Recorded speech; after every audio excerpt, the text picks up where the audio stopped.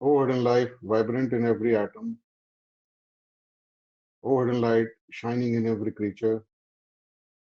O hidden love, embracing all in oneness. May each who feels himself as one with thee know he is also one with every other. आप सबका स्वागत है। आज का talk है Sufism के ऊपर। तो फिलॉसफी है सूफिज्म की, philosophy of Sufism and its parallel philosophical thoughts, सूफीवादी दर्शन और उसके समानांतर दार्शनिक विचार। और टॉक लेंगी हमारे sister Sushma Shrivastava ji. National lecturer हैं, प्रोफेसर हैं, मेरे ख्याल से हिस्ट्री में हैं इलाहाबाद यूनिवर्सिटी के अंदर। और अब मैं रिक्वेस्ट करूंगा सिस्टर से कि आप अपना लेक्चर को स्टार्ट करिए प्लीज। धन्यवाद राजीव जी। समस्त आत्मीय बंधुओं को मेरा सादर प्रणाम। मैं शंकर लॉज के आदरणीय बंधु श्री राजीव माथुर जी और श्री राजीव गुप्ता जी के प्रति हृदय से कृतज्ञता ज्ञापित करती हूँ कि उन्होंने मुझे वार्ता का अवसर दिया। मेरी प्रस्तुति का विषय है सूफीवादी दर्शन और उसके समानांतर दार्शनिक विचारधारा। मैं अपनी बात वहां से शुरू करूंगी कि थियोसॉफिकल सोसाइटी का द्वितीय उद्देश्य है तुलनात्मक धर्म दर्शन और विज्ञान के अध्ययन को प्रोत्साहन देना।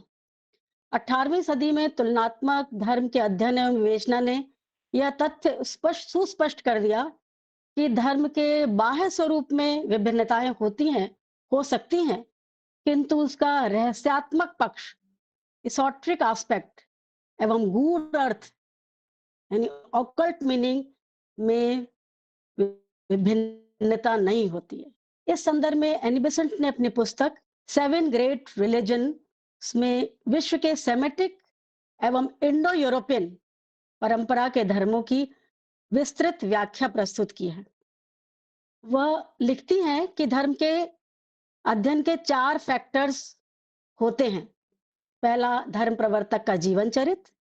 दूसरा, धर्म के बाह्य कर्मकांड पक्ष यानी रिचुअलिस्टिक एस्पेक्ट।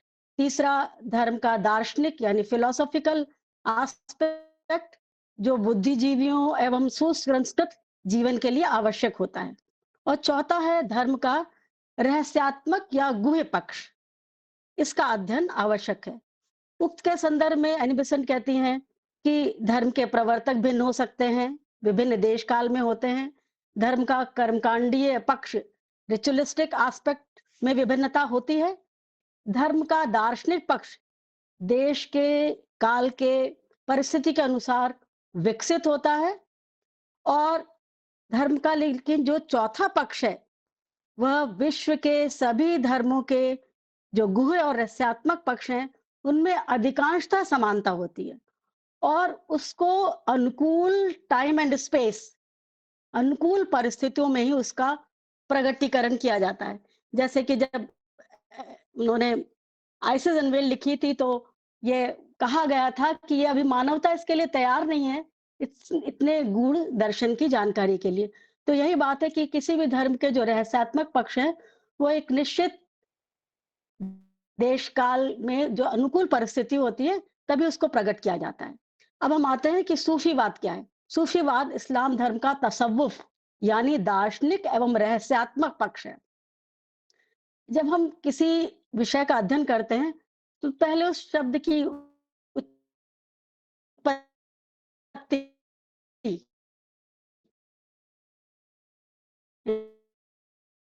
इसकी एटिमोलॉजी जो है उसमें भी क्रमिक विकास होता है। एकदम से वो विकास एकदम शुरुआत से ही उसके सारे पक्ष प्रकट नहीं होते हैं। तो इस संदर्भ में सूफी शब्द की उत्पत्ति हम देखते हैं।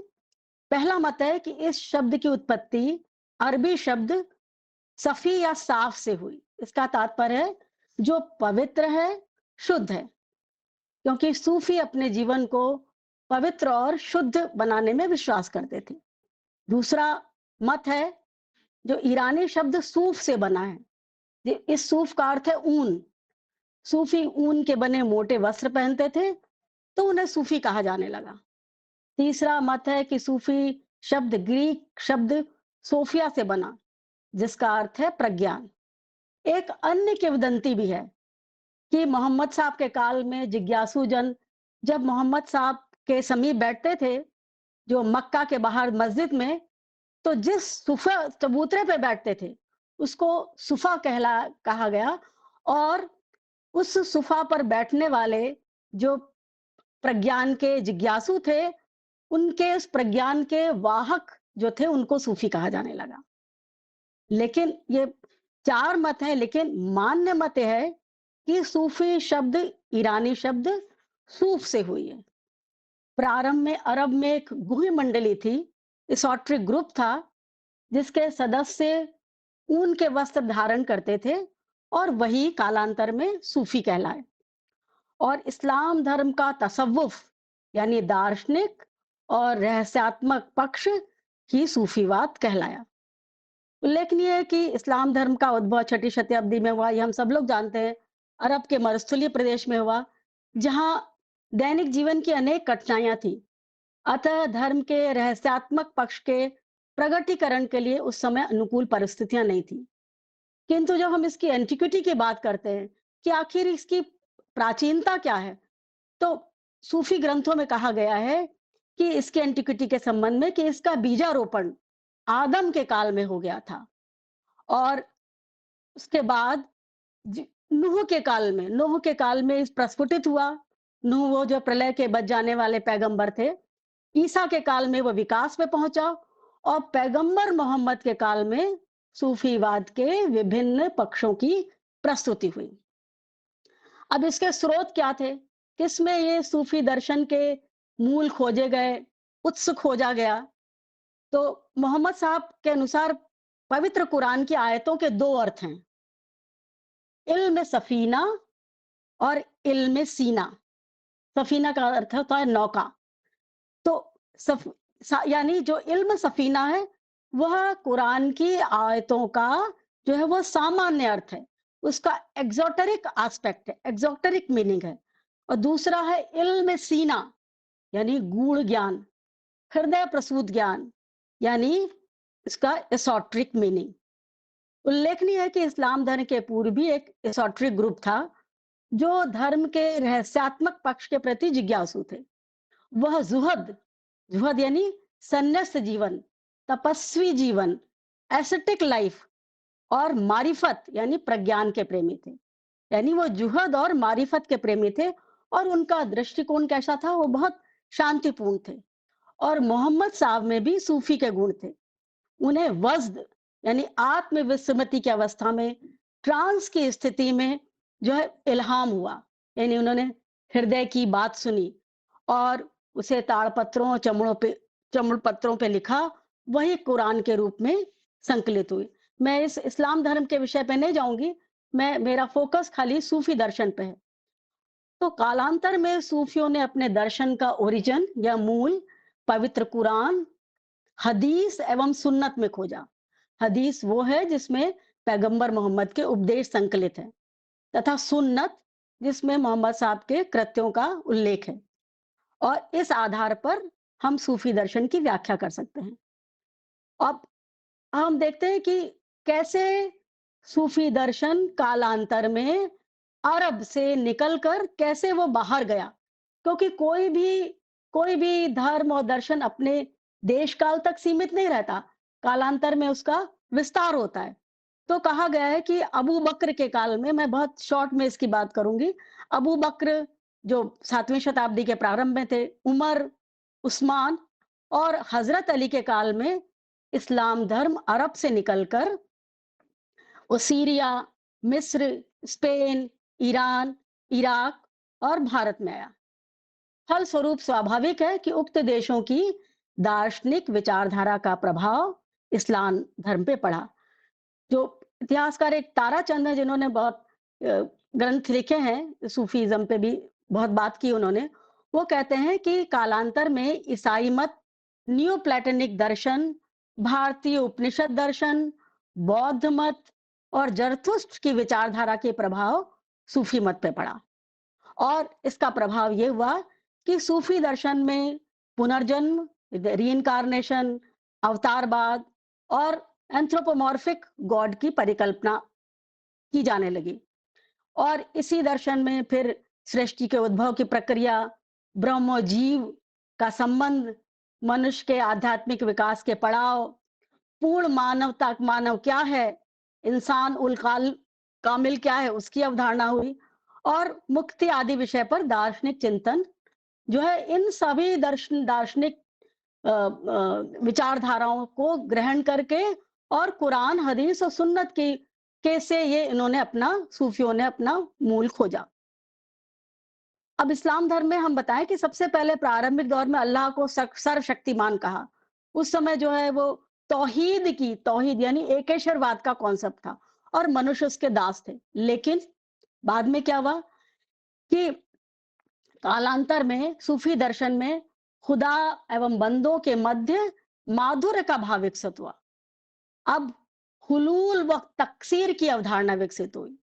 हुलूल और तकसीर, हुलूल का मतलब यह है कि मनुष्य भी ईश्वर की कोटि तक पहुंच सकता है, जो पहले ये बात मोहम्मद साहब के समय ये बात नहीं कही जाती थी। और तकसीर का अर्थ यह है कि ईश्वर मनुष्य के रूप में अवतार ले सकता है। और सूफियों ने इंसान उल कामिल यानी पूर्ण मानव की कल्पना की।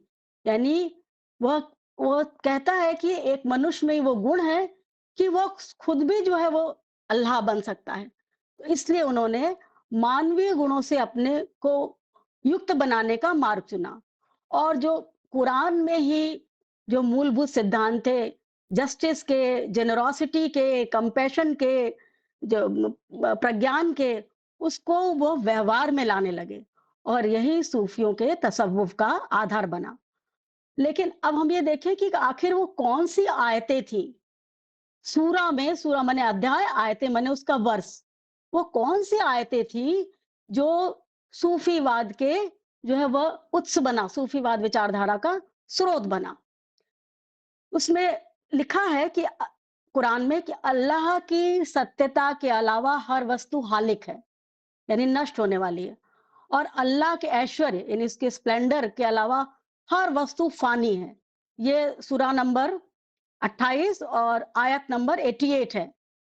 और दूसरा यह है कि अल्लाह सर्वव्यापी है, पूर्ण और पश्चिम में तुम जहां भी देखते हो वह उसी का रूप है, वह सब जगह व्याप्त है। ये कुरान की जो है वो सूरा 11 और उसकी आयत 115 है। कुरान की ये आयतें सूफियों के लिए सर्वेश्वरवादी विचारधारा यानी पैंथेइज्म दर्शन का आधार बनी। यानी कारण और कार्य एक ही है, ब्रह्म जो है ब्रह्मांड में परिवर्तित हो गया। इसको केवलोपादान कारणवाद भी बोलते हैं। यानी जो उपादान मिट्टी थी वो घड़े में परिवर्तित हो गई, अब कुछ नहीं बता। यानी ये सृष्टि में एकमात्र ब्रह्म व्याप्त हो गया। अब दार्शनिक विचारधारा के विकास के कालक्रम में सबसे पहले, अब मैंने जैसे पहले बताया कि क्रमशः ये विचारधारा विकसित हुई, धीरे धीरे विकसित हुई। तो सबसे पहले जो मोतजिली संप्रदाय था ना, उसने वो एक सेक्ट था। उसने कहा कि जो कुरान है वो अपौरुषेय नहीं है। जिस तरह से बहुत लोगों ने कहा कि वेद अपौरुषेय नहीं है, यानी वो लोकोत्तर नहीं है, मिराकलस नहीं है, मनुष्य की शक्ति के वो बाहर नहीं है, मनुष्य उसकी रचना कर सकता है।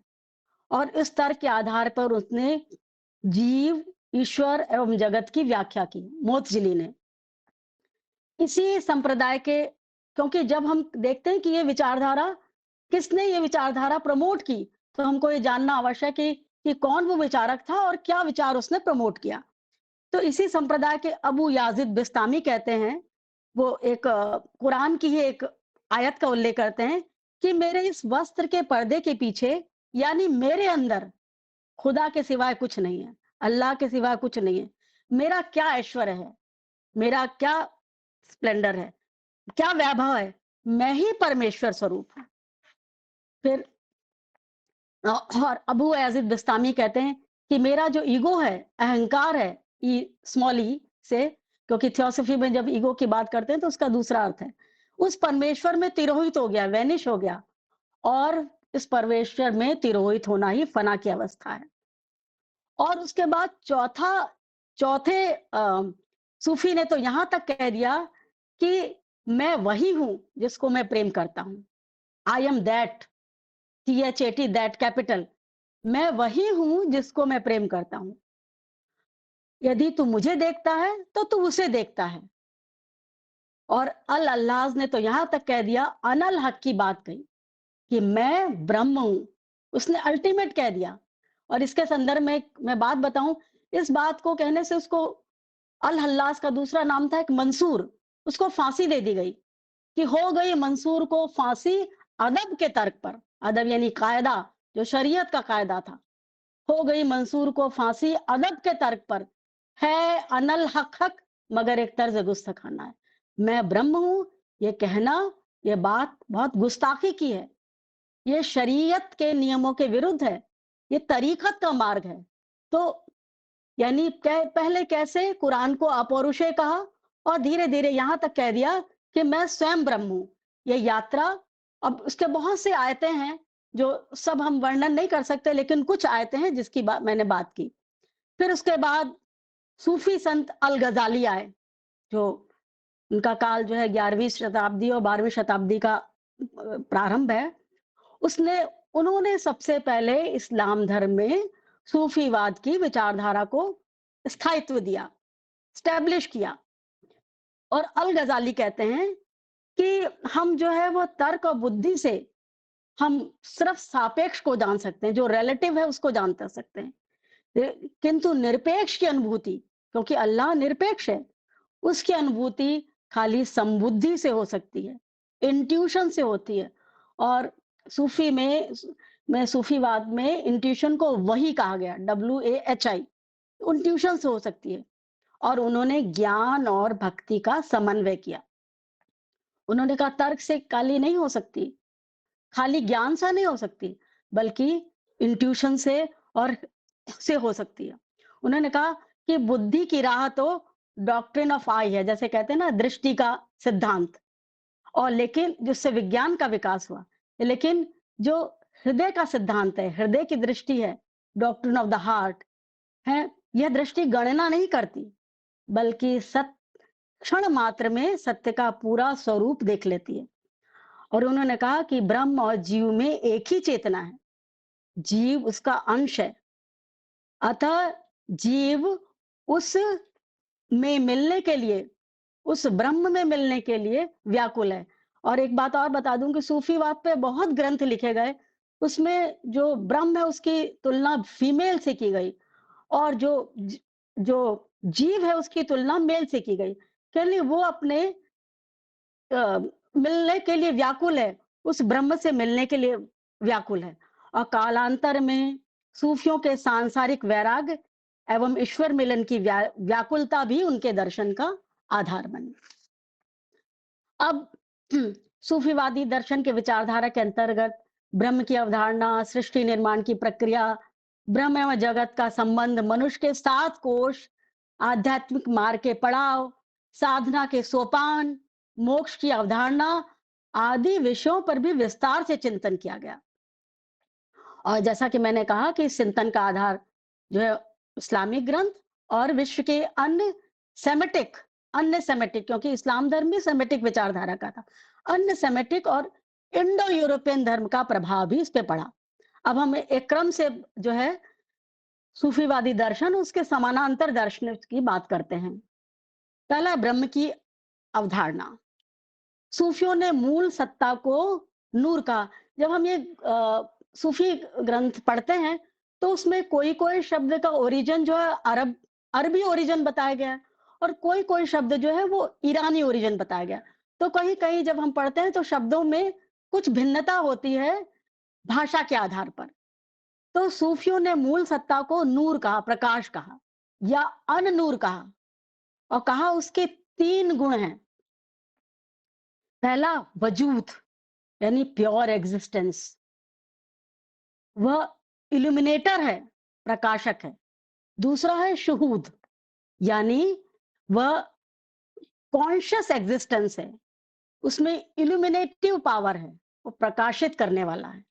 तीसरा है इल्म, यानी एक्टिव एग्जिस्टेंस है, और वो प्रबुद्ध ज्ञानी है। इस तरह से जब हम उपनिषदिक दर्शन में देखते हैं, यद्यपि उपनिषदिक दर्शन में भी उस सत्ता को परिभाषित नहीं किया गया, जैसे सूफीवाद में कहा कि अन नूर है, वो नूर है। उसी तरह कहा कि वो नेति-नेति कहा उसको कि वह वास्तव में सत्य, आनंद एवं चित है और वह सत्य स्वरूप ही सूफियों का क्रमशः वजूद यानी सत्य, शुहूद यानी प्रकाशित करने वाला वो आनंद और इल्म यानी चित्त, विशुद्ध प्रज्ञा या चेतना है। और उपनिषद में ब्रह्म के संबंध में कहा कि एको अहम द्वितीयो नास्ति, वो एक ही है, वो दूसरा कोई नहीं है। उसी तरह सूफीवाद में अल्लाह को वहदत अल वजूद यानी एकमात्र वही है, ऐसी विचारधारा मिलती है। अब सृष्टि निर्माण की प्रक्रिया, अब्द अल करीम जिली जो 15वीं सदी में हुए, उन्होंने सृष्टि निर्माण की प्रक्रिया पर प्रकाश डाला कि कुरान में की एक सूरा में वर्णित है कि प्रारंभ में अल-अमा था, यानी अंधकार था। उस समय अल्लाह ही एक चेतन तत्व था, यानी वहदत अल वजूद था। लेकिन वो 3 स्तरों से गुजरा। 3 स्तरों से गुजरने के बाद इस सृष्टि की रचना हुई, प्रगटीकरण हुआ। रचना जब बात करते हैं इसका मतलब कि कोई रचनाकार अलग है और रचना अलग है। तो ये है कि 3 स्तरों से होकर गुजरा। पहला है अहदियत, वह अवस्था नूरुल और नूर की थी, अर्थात अल्लाह की सत्ता अप्रकट थी। दूसरी अवस्था है हुवियत, यानी अल्लाह ने इस अवस्था में अपने को प्रकट किया। तीसरी अवस्था थी अनियत, इस अवस्था में चेतना में यानी अल्लाह की जो कॉन्शियसनेस थी उसमें खुदी की भावना यानी आईनेस की भावना आई। अब सत्ता विषय यानी सब्जेक्ट और ऑब्जेक्ट में परिवर्तित हो गई। अब हम देखते हैं कि यही विचारधारा ऋग्वेद में मिलती है, वैदिक ग्रंथ में 10वें मंडल के नासिदी सूक्त में मिलती है, जो इसका 129वां जो है वो सूक्त है। उसमें सृष्टि की रचना के पूर्व कहा है कि अंधकार था। जो सूफियों ने कहा अल-अमा, उसमें भी कहा था। हालाँकि इसमें तो ये कहा था इस सृष्टि के पहले कुछ भी नहीं था, सत भी नहीं, असत भी नहीं, अंधकार भी नहीं, प्रकाश भी नहीं, छुपा था कहाँ, क्या कुछ पता नहीं। लेकिन उस समय एकमात्र वह था, तद एकम, जिसे कहा गया कि अ, सूफीवाद में कि तब वह एक था, उसी तरह इसमें कहा कि तद एकम। और उसको स्वयं को प्रकट करने की इच्छा हुई और उसने कहा एको अहम बहुश्याम, मैं एक से अनेक हो जाऊं, और वह बीज रूप में प्रकट हुआ। तो ये दोनों विचारधाराएं जो है वह सूफीवादी विचारधारा है और भारतीय दार्शनिक विचारधारा है, सृष्टि निर्माण की प्रक्रिया में मिलती हैं। यदि हम कहें कि बिल्कुल एकदम पैरेलल है, बिल्कुल वही विचार है, तो ये नाइंसाफी होगी।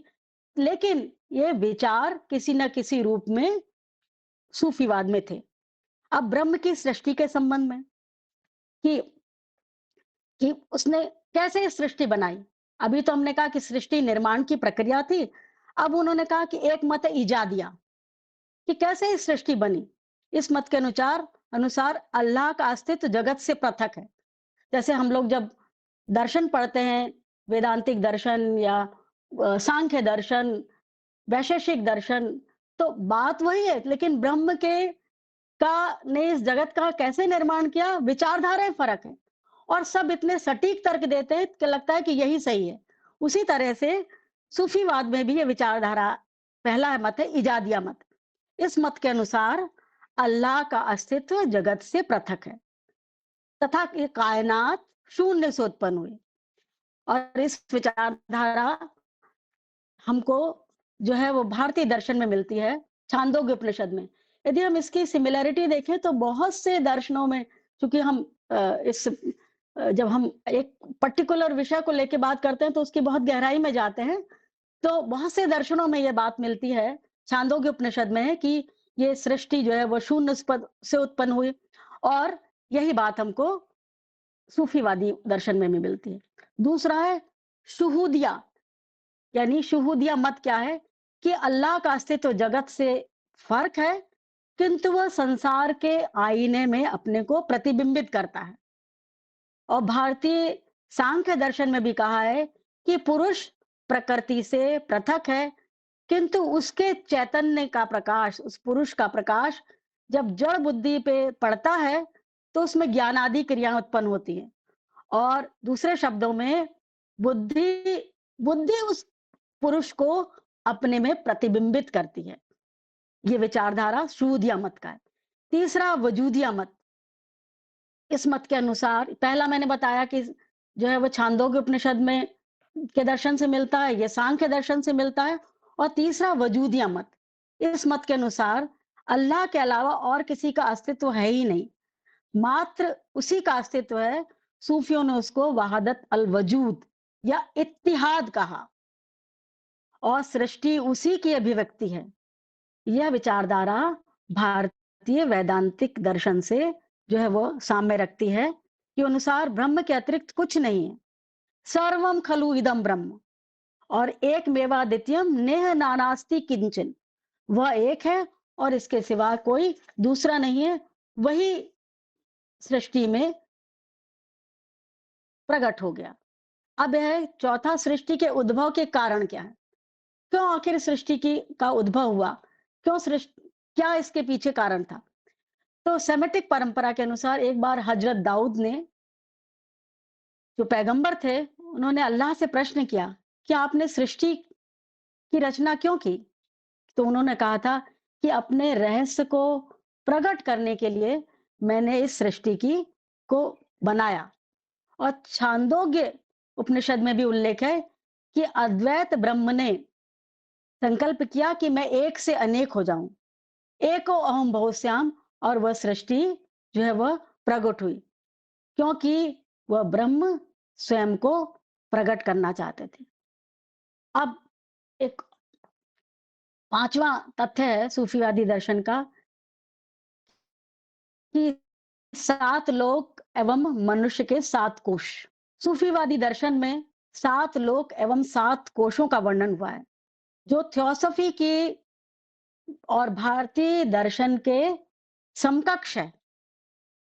सूफी दर्शन में इन 7 लोगों का जो 7 लोकों का जो उल्लेख है, उसमें है, मैं ऊपर से नीचे की तरफ पढ़ूंगी। पहला है अक्स। सबसे पहले यदि हम आदि और अनुपादक प्लेन को छोड़ दें, तो हम यदि आदि की बात करें तो पहला है क्वास, जो आदि प्लेन के समकक्ष है। दूसरा है सिद्र, यानी अनुपादक प्लेन। तीसरा है अक्स, यानी आत्मिक प्लेन। छठा है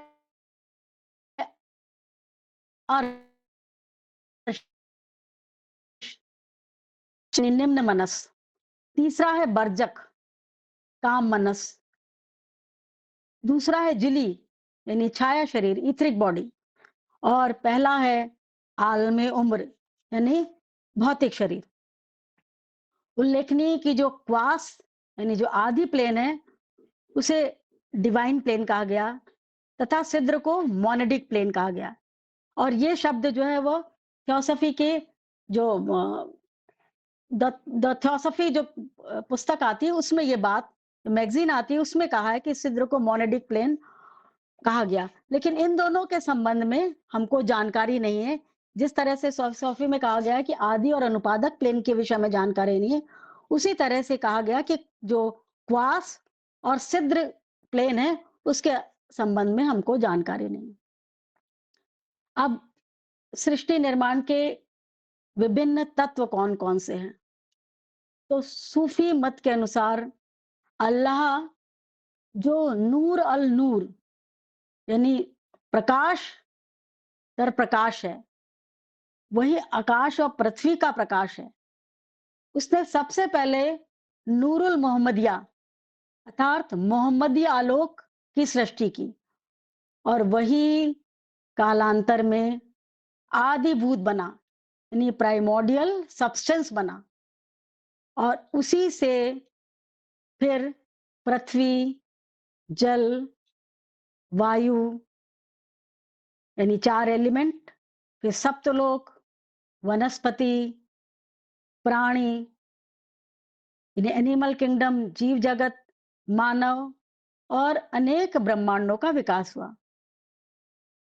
तो इस तरह हम देखते हैं कि जो भारतीय दर्शन में अन्नमय कोश, प्राणमय कोश, मनोमय कोश, विज्ञानमय कोश, आनंदमय कोश, निर्वाणिक, पार निर्वाणिक जो प्लेन का उल्लेख मिलता है, वही हमको सूफी दर्शन में भी उसका उल्लेख मिलता है।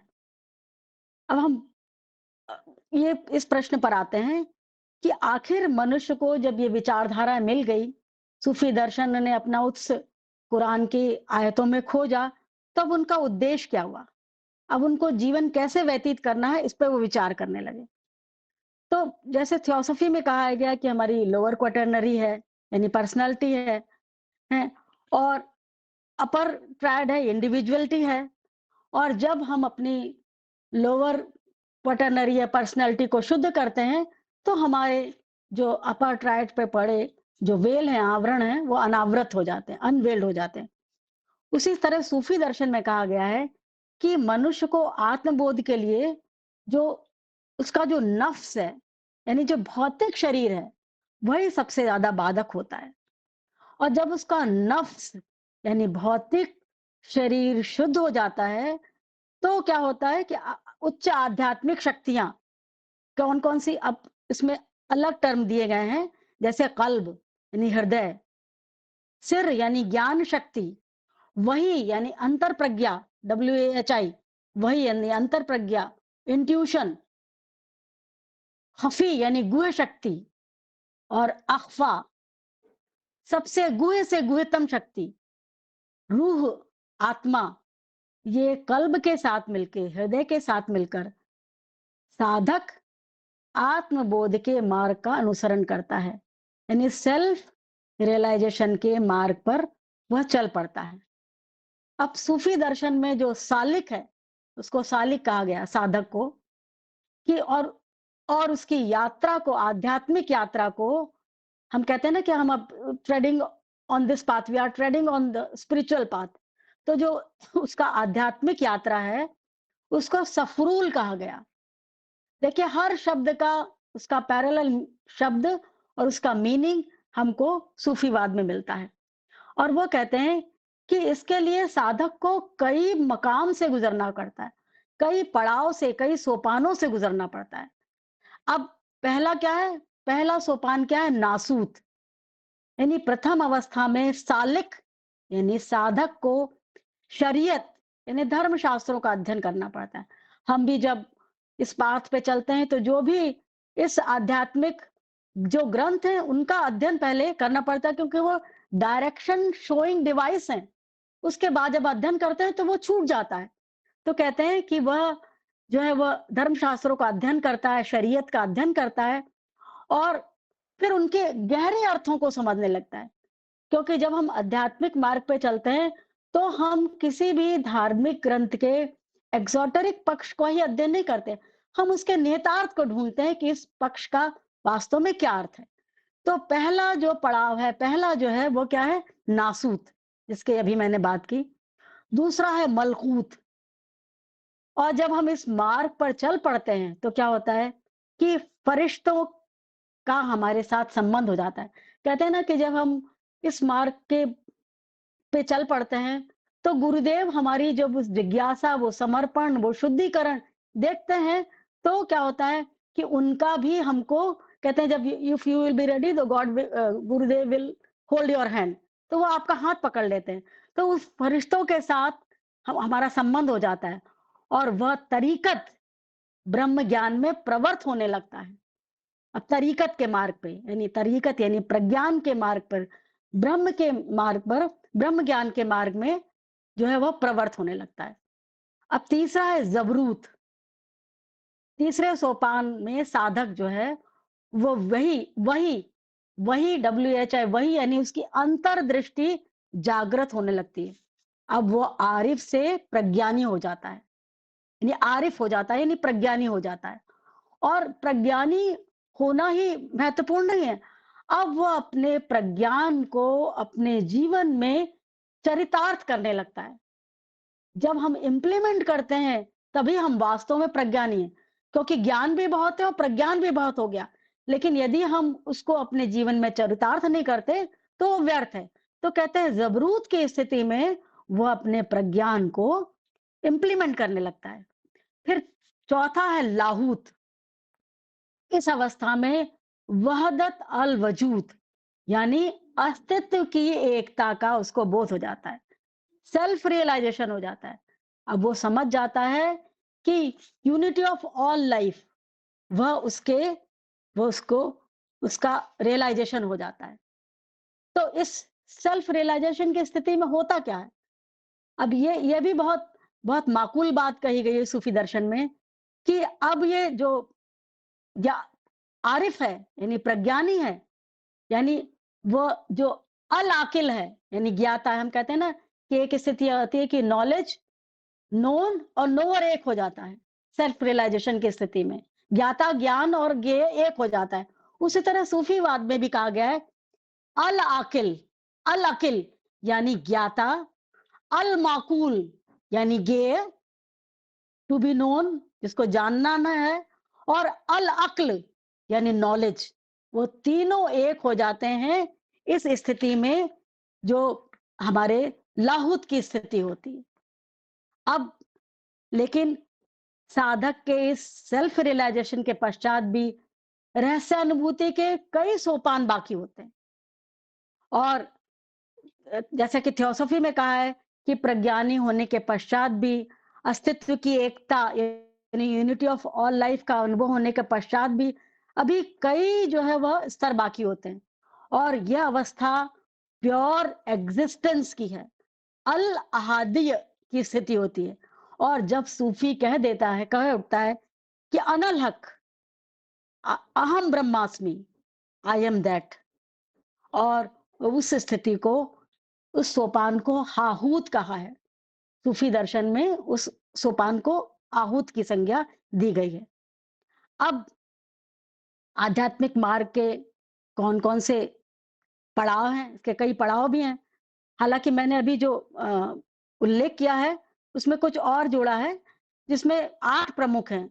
उबदियत यानी अनुताप या आत्म संयम, फिर जो है जुहद यानी संन्यस्त जीवन, फिर है मारिफत यानी आध्यात्मिक ज्ञान, फिर है वज्द यानी भावपूर्ण समाधि, फिर है हकीकत यानी ये हकीकत स्वयं का ज्ञान ही प्रज्ञा स्वयं है। हकीकत का हमको एहसास हो जाता है, फिर जो वास्तविकता है उसका एहसास हो जाता है। फिर क्या होता है, वस्ल मिलन होता है। और यदि हम कुछ अंशों में देखें तो पतंजलि के अष्टांग योग में जो हम यम नियम आसन प्रत्याहार प्राणायाम प्रत्याहार धारणा ध्यान समाधि, इन सब के का अंश इन सूफी के विभिन्न मकामात में विभिन्न पड़ावों में जो हमको इसका उल्लेख मिलता है। अब प्रश्न उठता है कि उक्त सोपानों को पड़ाव को पार करने के पश्चात तरीकत यानी ब्रह्म ज्ञानी का जीवन कैसा हो जाता है, उसका वर्णन भी सूफी साहित्य में मिलता है। अब पहला है मारिफत की स्थिति। अब साधक इंद्रिय जनित सांसारिक ज्ञान में संलग्न रहता, अब वह इल्म सीना यानी हृदय प्रसूत ज्ञान का अधिकारी बन जाता है। जैसे सूर्य का प्रकाश स्वच्छ दर्पण पर पूरी तरह प्रकाशित होता है, उसी तरह अब आरिफ यानी ब्रह्म ज्ञानी के शुद्ध हृदय पे अल्लाह का नूर सीधे पड़ने लगता है, और उसमें वह शक्ति आ जाती है कि उस प्रकाश में, उस अंतर्दृष्टि में, उस प्रज्ञान की स्थिति में उसको इस सांसारिक वस्तुएं जिस रूप में है उस रूप में न दिखाई देकर जो उसका वास्तविक स्वरूप है उसको वह देखने लगता है। दूसरा है इश्क। हम सब जानते हैं कि प्रेम के 2 रूप हैं, एक सांसारिक प्रेम और एक ईश्वरी प्रेम, और सूफी मत में उसको इश्क मजाजी और इश्क हकीकी कहा गया है। यानी इश्क मजाजी यानी दुनिया से प्रेम, और इश्क हकीकी यानी ईश्वरी प्रेम।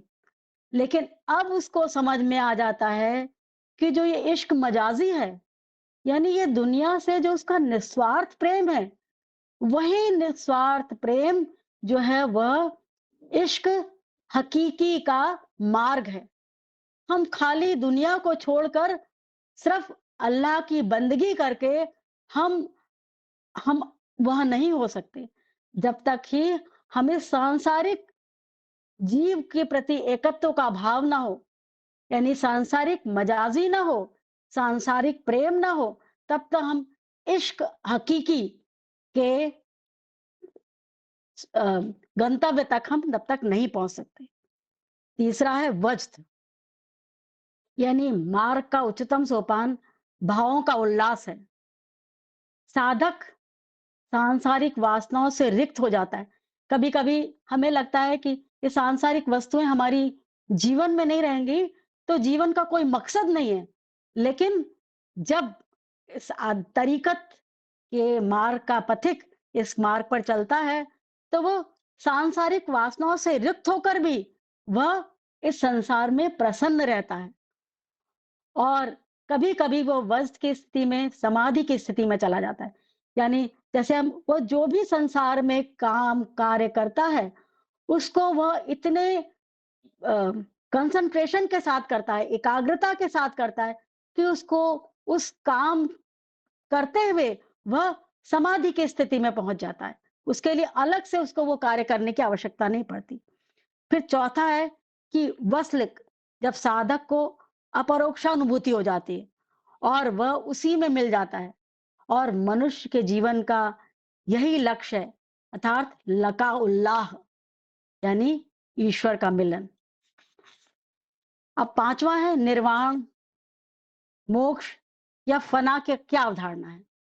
अब जब इसमें भी बहुत सी विचारधाराएं फना और बका, क्योंकि जब हम सूफीज्म पढ़ते हैं तो हम ये देखते हैं कि सूफीवाद में भी जैसे शंकर का अद्वैत, रामानुज का विशिष्टाद्वैत, कभी वल्लभाचार्य का द्वैतवाद्वैत, कभी जो है वो द्वैत निम्बारकाचार्य का, ये सारी विचारधाराएं हमको किसी किसी रूप में मिलती हैं। विभिन्न दार्शनिक धाराएं भी हैं सूफीवाद में। और आपको बता दूं कि बहुत से सिलसिले हैं, जैसे चिश्ती, सोहरावर्दी, नक्शबंदी, तो ये सिलसिले हैं, उनके भी अपने-अपने की अलग-अलग विचारधाराएँ कालांतर में विकसित हुई। तो कहते हैं कि फना की भी बहुत, फना और बका 2 अवधारणा है। बका में कहा कि जो जीव है, वो ईश्वर में मिलना नहीं चाहता। वह उसका पूर्ण और अंश का संबंध है, उसका वो सामीप्य चाहता है, वह स्थिति बका की है। फना का वो जब है कि जब वो अपने अज्ञान का पूर्ण नाश करके उसी ब्रह्म में वो मिल जाता है। और ये अज्ञान का नाश, बौद्ध धर्म का है कि अविद्या जो है का जब नाश हो जाता है, और हमारे भारतीय दर्शन में कहा गया है जब अहंकार का नाश हो जाता है, तो उसको वह उस ब्रह्म में उसका सम्मिलन हो जाता है।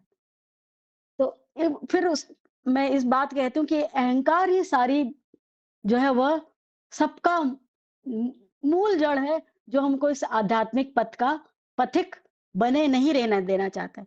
तो गालिब ने एक बात कही थी कि when I did not exist I was God, if I were not to exist I would have been God, alas I am existing in my present form, any man, were it not so I would have been asl, मैं वही होता। मैं न था तो खुदा था, मैं न होता तो खुदा होता, और डुबोया मुझको होने ने यानी ईगो ने। मैं न होता तो क्या होता।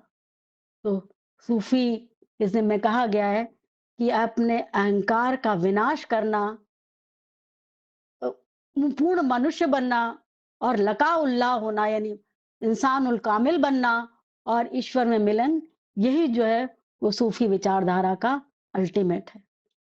बहुत बहुत धन्यवाद। मैं इसकी आधिकारिक विद्वान नहीं हूँ, लेकिन जो मैंने अध्ययन किया और जो जज़्ब किया और जो कंपैरेटिव स्टडी करी, तो ये मेरा बहुत आधिकारिक रूप से नहीं है, लेकिन जो कुछ मैंने अध्ययन किया वो मैं शेयर करा। अब आप लोग, धन्यवाद, आपने मुझे अवसर दिया बोलने का।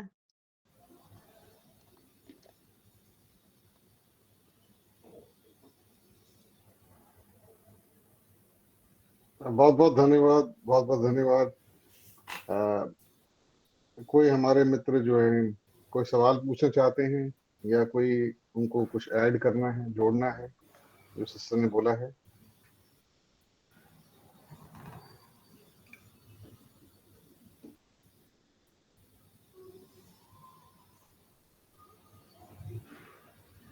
सुषमा जी, कबीर की विचारधारा भी इससे मैच करती है काफी, सूफीज्म से। Hello, are you hearing me Sushma जी?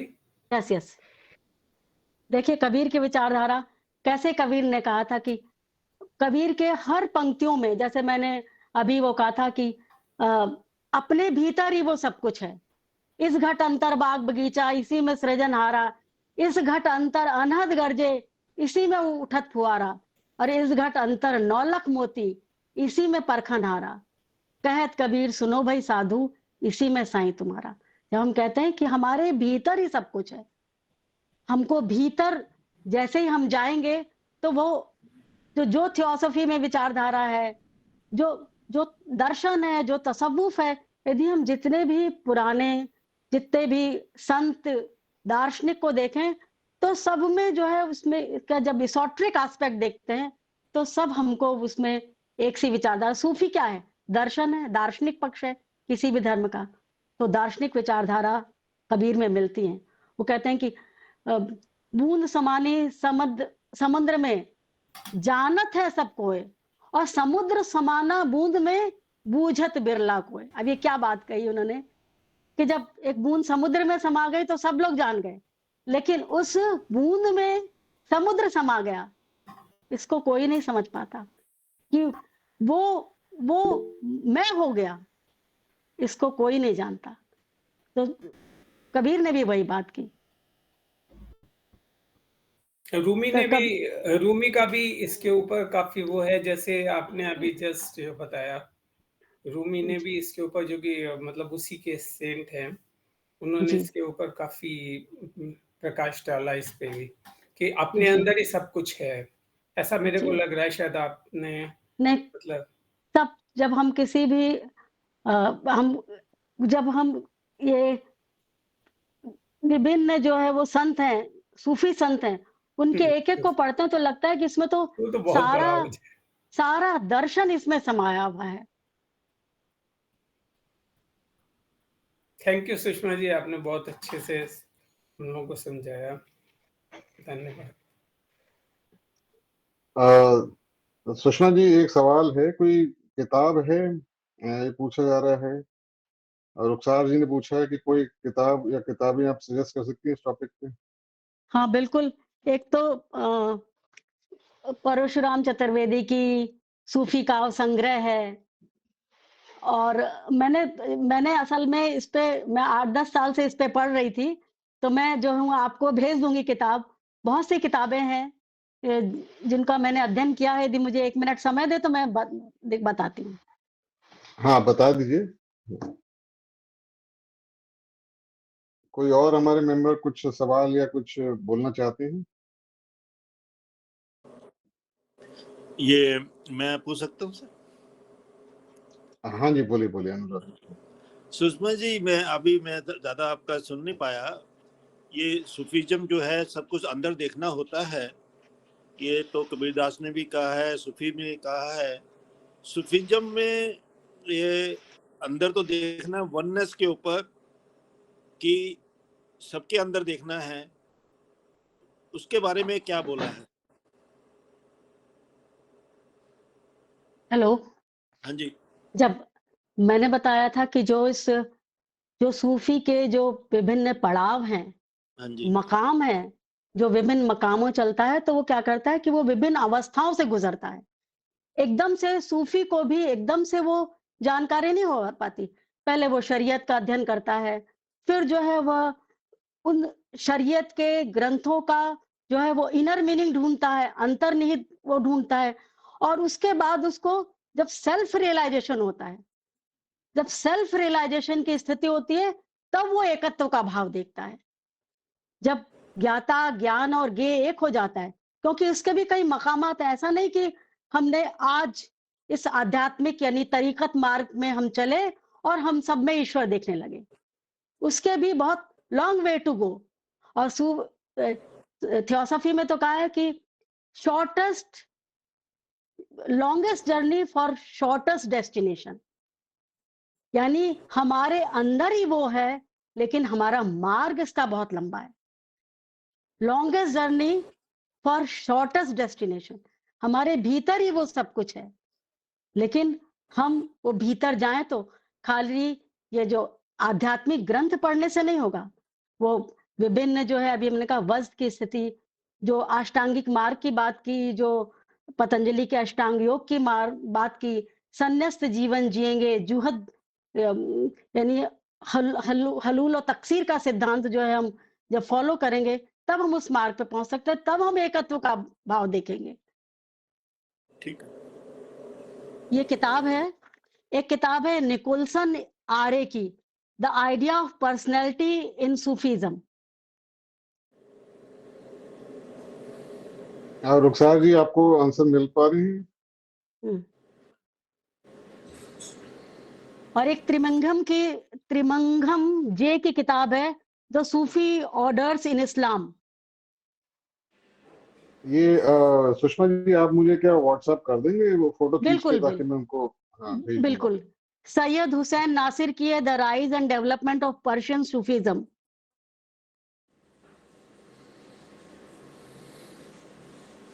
ठीक है, ठीक है, थैंक यू वेरी मच। और किसी मित्र को कोई सवाल पूछना है या कुछ और ऐड करना है?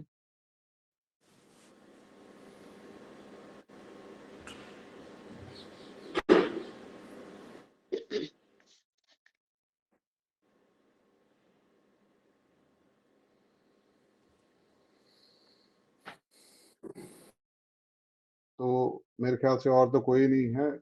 आपका बहुत बहुत धन्यवाद।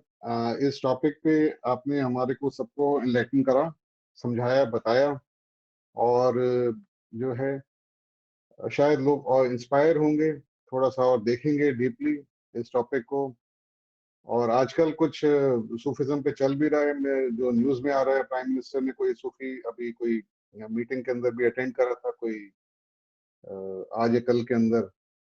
तो कम से कम दिल्ली के अंदर तो है, कोई इवेंट चल रहा था उसके ऊपर। तो इसके साथ हम आज जो है अपना ये मीटिंग को समाप्त करते हैं, सुषमा जी को दोबारा धन्यवाद देते हुए, और हम फिर मिलेंगे जी। बहुत बहुत धन्यवाद। अब हम मीटिंग क्लोज करते हैं यूनिवर्सल प्रेयर के साथ। को बहुत बहुत धन्यवाद।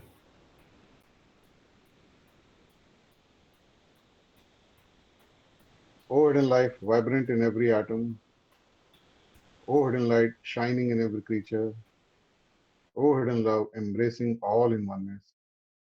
May each who feels himself as one with thee know he is also one with every other. आप सबका बहुत बहुत धन्यवाद मीटिंग को अटेंड करने के लिए। मीटिंग अब क्लोज होती है।